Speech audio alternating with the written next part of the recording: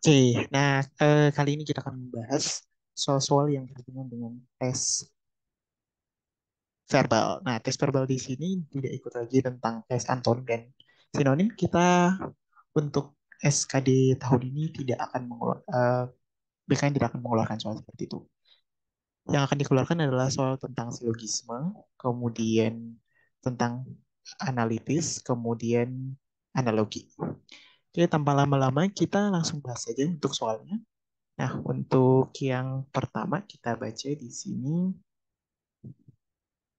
agar dapat diterima menjadi praja si pencatar, maka harus memiliki fisik yang memadai dan lolos tahapan seleksi. Rangga pun memiliki fisik yang memadai dan gagal pada tes psikotes. Lihat syarat di sini. Syarat di soal adalah dan. Nah, syarat di soal adalah dan. Gitu. Nah, berarti kalau dia pakai dan, maka semua syarat harus terpenuhi. Harus terpenuhi. Gitu. Nah, ternyata setelah dikasih tahu, ternyata dia gagal pada tes psikotes. Kalau gagal pada tes psikotes, maka dia tidak lolos menjadi praja si pencatat. Jawabannya apa? Apakah A, Rangga diterima? Enggak. B, Rangga tidak diterima? Ya, benar. Jawabannya adalah B. Gitu. Tambah lama-lama, lanjut lagi ke soal berikutnya. Ya, ini. Semua harimau suka daging. Tom suka daging. Kesimpulannya apa? Berarti ini bisa kita buat semua harimau itu jadi P, kemudian suka daging itu Q. Kemudian Tom suka daging. Berarti ini Q. Nah, kalau seperti ini bisa ditarik kesimpulan enggak? Enggak bisa. Ini tidak bisa ditarik kesimpulan. Yang bisa ditarik kesimpulan adalah gimana? Kalau dia P maka Q, kemudian di bawahnya adalah min Q, baru bisa. Ini bisa ditarik kesimpulan jadi min P. Nah, karena ini adalah Q di bawahnya, yang dimana suka daging itu adalah Q, dan semua harimau itu adalah P, setelah dibuat pernyataannya P maka Q, kemudian di bawahnya Q, maka tidak dapat ditarik kesimpulan. Jawaban yang tepatnya adalah E. Tidak ada kesimpulan yang dapat diambil dari argumen ini. Mantap ya. Lanjut. Kemudian soal berikutnya, peserta diperbolehkan mengikuti ujian psikotes dengan peraturan membawa alat tulis masing-masing, memakai kemeja putih, atau, aku bold ya, atau ini, memakai sepatu hitam. Devi ingin mengikuti ujian psikotes namun hanya membawa alat tulis saja dan bersepatu hitam. Berarti tadi soal di atas tentang syaratnya apa? Syaratnya memakai kata atau. Berarti kalau atau salah satu saja, salah satu syarat terpenuhi gitu. Salah satu syarat terpenuhi gitu. Jadi seperti di atas ini apa yang udah dikasih tahu. Si Devi itu mengikuti psikotes, namun dia hanya membawa alat tulis dan bersepatu hitam. Padahal di syaratnya harus membawa alat tulis, kemudian memakai kemeja putih atau pakai sepatu hitam. Yang dia tidak bawa, tidak pakai adalah kemeja putih. Apakah dia masih bisa tetap? Bisa. Karena kenapa? Karena syaratnya memakai atau gitu. Oleh sebab itu jawabannya adalah A. Devi diperbolehkan ujian. Gitu. Mantap ya. Gampang nih soalnya. Sekarang lanjut. Oke, ini. Sebagian siswa mengenakan sepatu sekolah. Sebagian siswa mengenakan topi. Nah, ini teman-teman harus tahu ya, kalau ada sebuah pernyataan digabungkan antara sebagian dengan sebagian, maka ini hasilnya apa? Hasilnya TK, tidak dapat ditarik kesimpulan. Kenapa? Karena sebagian itu tidak sama dengan setengah, gitu. Sebagian bisa sama dengan tidak sama dengan setengah, tapi bisa juga setengah, bisa juga seperempat, bisa juga sepertiga, dan seterusnya. Gitu. Jadi nggak menentu. Oleh sebab itu, kalau seperti soal seperti ini, langsung jawabannya adalah E. Tidak dapat ditarik kesimpulan. Gitu. Gampang. Kita lanjut ke soal berikutnya. Silogisme lagi. Jika hari hujan, maka Karim main game. Berarti jika hari hujan kita buat ini P, maka Karim main game ini kita buat Q. Kemudian Karim main game ini kita buat lagi P. Sorry, ini Q lagi. Kemudian tugasnya telah diselesaikan ini jadi R. Nah, persamaannya apa? P maka Q. Kemudian Q maka R. Gitu. Nah, kalau seperti ini kesimpulannya apa? P maka R gitu. Karena di sini ada Q-nya habis gitu. Maka kesimpulannya adalah hari ini hujan, maka tugasnya Karim telat diselesaikan. Hari ini hujan, maka tugas Karim telat diselesaikan. Apakah A, hari ini hujan, maka Karim main game? Enggak, salah. B, apakah hari ini hujan, maka tugas Karim belum tentu selesai? Ini belum tentu, salah ya. Yang C, Karim tidak telat menyelesaikan tugasnya, maka hari ini tidak hujan. Ingat, P maka R, P maka R, P maka R, itu sama aja dengan min R maka min P. Gitu. Nah, min R maka min P itu sama aja berarti Karim tidak telat menyelesaikan tugasnya, maka hari ini tidak hujan. Sehingga jelas jawabannya adalah C. Gitu. Jadi jangan mudah dikelabui soalnya. Nah, kemudian kita lanjut ke soal analogi. Nah, soal analoginya gimana nih? Yang pertama, presiden negara. Artinya, negara dikepalai oleh seorang presiden. Berarti kalau seperti itu kita lihat, apakah kepala di negara dipegang oleh sebuah topi? Belum tentu ya.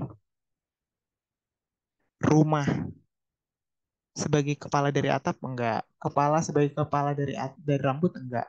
Menteri sebagai kepala dari instruksi enggak. Ayah sebagai kepala keluarga, iya benar. Karena kalau kita lihat juga, kalau kita berbicara tentang presiden sebagai kepala negara, ayah bisa sebagai kepala keluarga. Gitu. Oke, jelas ya. Sekarang next, kupu-kupu katak. Nah, kalau kita melihat kondisi seperti ini, kita harus tahu dulu nih, kupu-kupu dan katak ini bagaimana sih ceritanya bisa hubungannya gitu. Karena biasanya kalau di soal silogisme dan soal-soal yang berhubungan dengan eh, analogi, itu memang banyak berhubungan dengan kata-kata yang sering kita dengar setiap hari gitu. Jadi peserta sangat diperlukan untuk dapat melihat kondisi bagaimana nih mengenai jawaban yang bisa dilihat gitu. Kalau teman-teman bisa melihat jawabannya dengan cepat, itu akan bantu teman-teman mempercepat prosesnya. Sebenarnya kuncinya gini. Kuncinya kalau untuk menjawab seperti ini, teman-teman harus tahu hubungan hubungan kupu-kupu dan katak itu apa gitu. Nah, di dalam soal gitu. Nah, kalau kita lihat kupu-kupu itu bagaimana? Nah, kalau kupu-kupu itu kan dia mengalami proses ya untuk menjadi tumbuh gitu. Nah, namanya itu apa? Metamorfosis gitu. Sedangkan katak gimana? Apakah katak juga mengalami metamorfosis? Iya, benar. Katak mengalami metamorfosis. Metamorfosis itu artinya perubahan bentuk tubuhnya ya, gitu. Kalau kupu-kupu dari larva dulu, kalau katak dari kecebong, gitu. Nah, berdasarkan dari situ cari jawaban yang memiliki tipe yang sama. Apakah sapi kerbau? Ya, benar. Sapi kerbau. Sapi melahirkan, kerbau melahirkan. Sapi juga makan rumput, kerbau juga makan rumput. Berarti benar jawabannya ya. Ayam, sapi. Ini beda ya. Ini aja udah beda kelas. Kambing burung juga udah beda kelas dalam apalagi dalam biologi ya sautnya. Pesawat kapal juga beda karena di darat atau di laut, ini di udara, ini di laut kapal. Nyamuk susu beda banget. Ini benda mati, ini benda hidup. Oke, jelas jawabannya adalah A.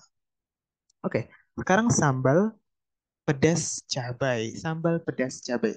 Nah, berarti kalau teman-teman lihat kondisi yang seperti ini itu, teman-teman harus tahu apa sih yang sambal pedas cabai gitu. Sambal pedas cabai di sini itu ini tuh menggambarkan apa gitu. Apakah ini sebagai sifatnya atau bagaimana ya gitu. Nah, penting teman-teman tahu kalau untuk menjawab soal analogi ini ada juga kata-katanya itu berhubungan dengan kata-kata selanjutnya gitu. Nah, kayak sambal. Sambal, sambal itu apa? Sambal itu bentuk dari cabai yang udah dihaluskan seperti itu ya. Jadi kalau cabai yang dihaluskan itu namanya sambal. Kemudian kalau pedas itu apa? Berarti kalau pedas itu adalah sifat dari rasa sambal itu sendiri gitu. Nah, kemudian kalau cabai berarti kalau dibilang cabai berarti ya udah cabai. Cabai ya dia belum diolah sama sekali gitu, masih bentuk padat dari produk aslinya gitu. Oke, jadi jelas ya. Kalau seperti itu kita lihat untuk yang 6. 6 rumah batu bata hunian. Ini udah salah ya, karena di sini aja kata benda. Sedangkan ini kata hunian. Ini beda ya. Berarti batu bata ini bukan kata sifat. Kita bisa lihat loh ini. Dari sini kata sifat. Ini kata sifat, cari jawaban yang kata sifat. Ini kata sifat, ini enggak. Berarti udah salah. Berarti sisa jawaban B atau C. Nah, kalau garam asin, air laut. Garam terbuat dari air laut, sifatnya asin. Benar. Jawabannya B. Oke. Next, telur, butir, unggas. Telur dihasilkan oleh unggas, satuannya butir. Berarti kalau gitu, ayam dihasilkan oleh goreng, udah salah. Kertas dihasilkan dari buku, salah. Kertas dihasilkan dari lembar, salah. Daun dihasilkan dari pohon, satuannya helai. Ya, benar. Jawabannya D. Oke, sekarang untuk soal nomor berikutnya yaitu borgol. Polisi borgol penjahat. Polisi borgol penjahat. Nah, kalau untuk soal ini yang harus kita tahu dulu itu polisinya sebagai apa, tugasnya sebagai apa. Berarti kelihatan di sini polisinya itu apa? Polisinya itu menangkap si penjahat. Berarti polisi menangkap menangkap penjahat, gitu kan? Menangkap penjahat, polisi menangkap penjahat, kemudian menggunakan apa? Dengan borgol. Gitu. Berarti kalau seperti yang kita lihat, pemburu menggunakan senapan untuk menangkap rusa, masuk akal. Maling menggunakan tangkap untuk menangkap senjata, salah. Penjara menggunakan hukum untuk menangkap pengacara, salah. Binatang menangkap senjata, salah ya. Polisi menangkap tentara menggunakan polisi menangkap militer dengan tentara, salah. Jadi jelas jawabannya adalah A. Oke, sekarang kita masuk ke soal logika analisis. Nah, soal logika analisis ini masuknya memang masuk ke ini ya, ke apa ya? Bisa dibilang walaupun memang kelihatan seperti kok masa sih masuk ini ke soal verbal gitu ya.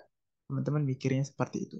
Namun, kalau kita melihat dari kondisi soal logika analisis ini emang berhubungan gitu terhadap materi-materi yang akan di teman-teman bahas untuk selanjutnya gitu. Sebelumnya juga kalau untuk mengerjakan logika analisis ini, teman-teman jangan langsung mengerjakan kalau belum paham dengan kata-katanya gitu, harus paham dulu gitu. Nah, untuk di sini kita lihat dulu kan, tinggi badan Reza lebih tinggi daripada tinggi Rian dan Ruhmi. Berarti kita bisa bikin di sini Reza lebih tinggi daripada Rian dan Rumi. Kemudian Rian juga Reza lebih tinggi juga dari Rumi. Kemudian tinggi badan Rian lebih tinggi dari Rumi. Berarti lebih tinggi dari Rumi. Kemudian lebih tinggi dari Rumia. Kemudian tinggi badan Rusdi lebih tinggi dari Rian dan Reza. Rian dan Reza. Ini Rusdi ya. Rusdi. Berarti kalau seperti ini jawabannya apa dong? Berarti jelas ya. Rusdi yang paling tinggi atau apa nih? Ruhmi yang paling pendek. Apa jawabannya? Reza lebih tinggi dari Rusdi? Salah. Total tinggi Rusdi dan Ruhmi sama total tinggi badan Reza dan Rian? Salah. Tinggi badan Rusdi merupakan total dari badan Reza, Rian, Ruhmi? Salah. Ruhmi mempunyai tinggi badan paling rendah? Salah. Apakah benar? Ruhmi mempunyai tinggi badan paling rendah? Oh iya benar ya. Sorry, sorry. Iya benar. Kemudian kalau di Rusdi memiliki tinggi badan apa ini ya? Wait, bentar. Tinggi badan tertinggi. Tunggu. Kan dibanyak ya?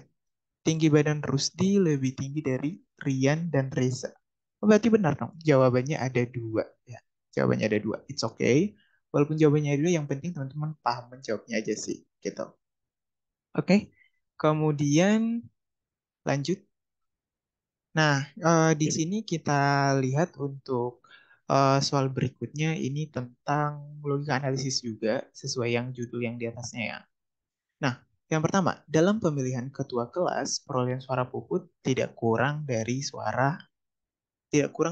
tidak suara Puput tidak kurang dari Mayang. Kemudian dan tidak lebih dari Cika. Perolehan suara Gala sama dengan Puput dan tidak lebih dari Cika. Perolehan suara Dodi tidak lebih dari Gala, dan kurang dari Mayang. Siapakah yang terpilih menjadi ketua kelas? Oke, berarti kalau seperti ini kita bikin ya. Berarti Puput tidak kurang dari Mayang. Tidak kurang berarti lebih ya. Berarti Puput lebih besar dari Mayang. Puput lebih besar dari Mayang, kemudian dan tidak lebih dari Cika. Berarti Cika dulu baru Puput. Cika lebih lebih besar dari Puput gitu. Kemudian Cika Puput, kemudian Gala sama dengan Puput. Gala sama dengan Puput. Gala sama dengan Puput. Kemudian dan tidak lebih dari Cika. Berarti Gala lebih kecil dari Cika. Kemudian ini dari sini aja kita udah bisa buat ya. Berarti kalau dari sini perolehan suara Dodi tidak lebih dari Gala, Dodi ya, tidak lebih dari Gala dan kurang dari Mayang dan kurang dari Gayang. Kurang dari wait, sorry, di G ini lebih kecil dari Dodi juga. Kemudian kurang dari Mayang juga. Berarti sama-sama paling rendah lah dia. Nah, dari sini yang paling terpilih langsung gimana? Berarti ini kita bisa buat berurut ya. Berarti berurutannya si Cika paling duluan, kemudian setelah Cika baru si Gala, kemudian Gala habis itu Puput, habis itu Mayang, habis itu Dodi ya. Oke, berarti jawabannya yang tepat adalah Cika. Oke, next. Suatu keluarga mempunyai 4 orang anak yang bergelar sarjana. Fuzi memperoleh gelar sarjana sesudah Slaviksa. Nagita menjadi sarjana sebelum Rafathar dan bersama dengan Fuzi. Siapakah yang menjadi sarjana paling awal? Nah, di sini kan bisa kita buat ya. Si di sini sebenarnya udah langsung nampak sih. Kalau kayak gini tuh, eh, Fuzi Fuzi memperoleh gelar sarjana sesudah, berarti dia lebih lama gitu dari Sla. Kemudian Nagita memperoleh sarjana sebelum Rafathar. Sebelum berarti dia duluan. Berarti Rafathar. Kemudian bersamaan dengan berarti Nagita ini bersama dengan Fuji gitu. Siapa yang menjadi sarjana paling awal? Nah, dari sini aja Fuji, Fuji. Nah, karena Nagita sama dengan Fuji, kemudian lebih cepat dari ini, kemudian setelah. Nah, ini kan jadi gini ya. Berarti kalau seperti ini yang duluan dulu siapa? Yang duluan lulusnya di sini adalah Slavika. Gitu. Jadi jawabannya Slavika. Oh ya, oke. Itu. Nah, itu ya untuk pembahasan soalnya um, subtes kemampuan verbal. Semoga teman-teman memahaminya. Kalau ada yang perlu ditanyakan, boleh ditanya di kolom komentar. See you.